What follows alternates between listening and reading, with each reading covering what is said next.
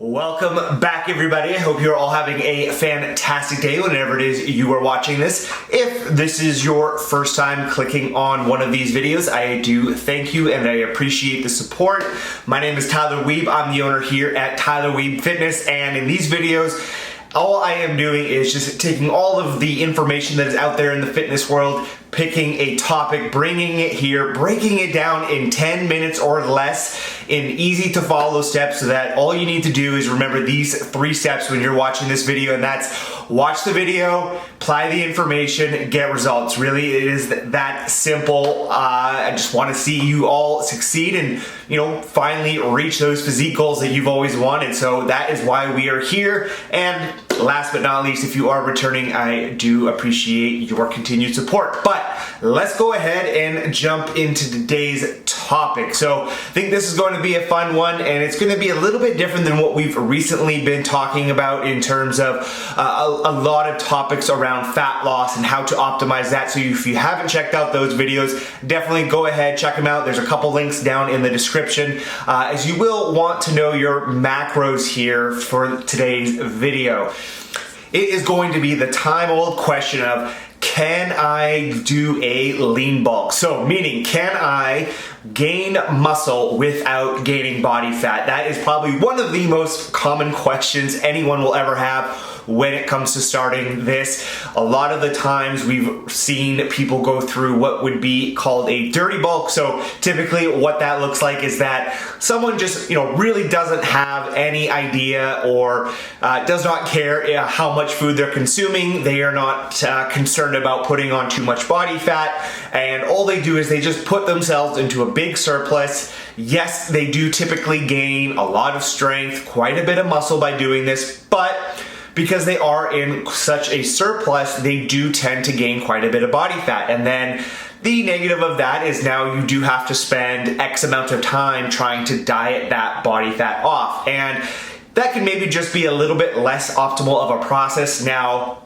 again, I should say that, hey, if you're okay putting on a little bit of excess body fat for a short amount of time, there's certainly nothing wrong with that, and you can definitely give a dirty bulk a try and go through that process. There is nothing wrong with it, but I do think that there might be a better way of doing it, although it might take a little bit longer, and that is really the idea of a lean bulk. So really making sure that we are watching our calories. So you are really going to want to know where your maintenance calories are, because that's going to be the jumping off point for you to help put yourself into a surplus so that you are now starting to gain muscle at a certain rate. So again, we really want to be patient, take our time, and really understand where you are at in maintenance. So I would say you should be fine if you can find that 4 to 6 weeks, checking that out with a certain amount of food, certain amount of activity,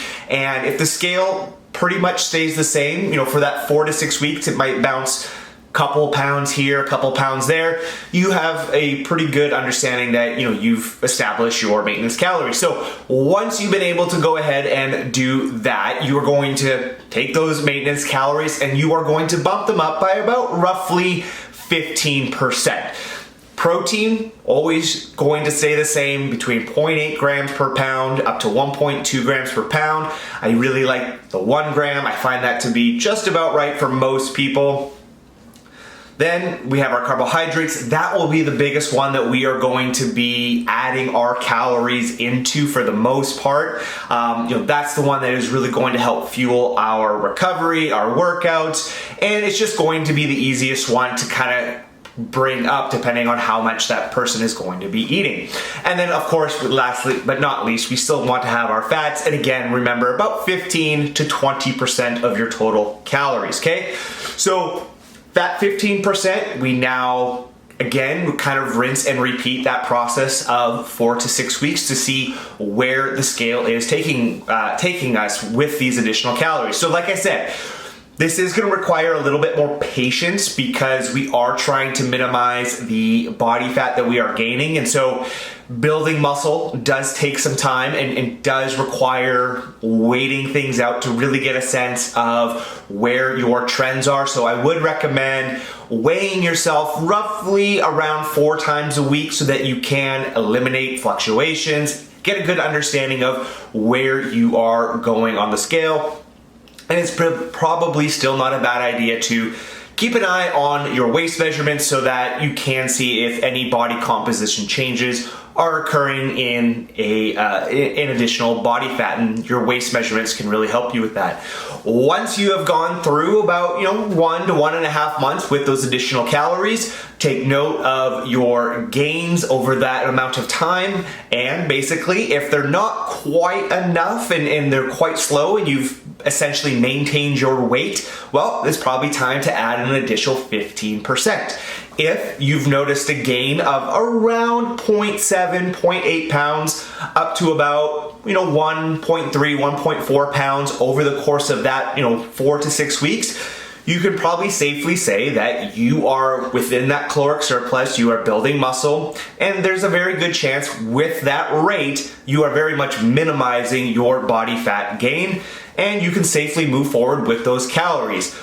Of course, sometimes that might become maintenance, so that is something that you do want to keep an eye on, and you can always make adjustments as needed. So, relatively simple way of going about having a lean bulk. It just requires a lot more patience, a little bit more dedication because we do have such a certain amount of rate of gain that we do want to hit on a monthly basis. We are going to have to be quite on our macros so that we can be sure that we are moving in the right direction.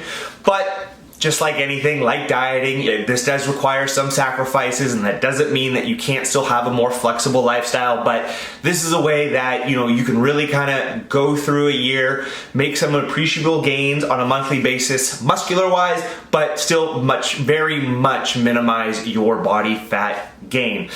We're not going to be able to completely eliminate our body fat gain. That is going to happen. That is the nature of building muscle. Plus, body fat is a good thing for us in the right amounts.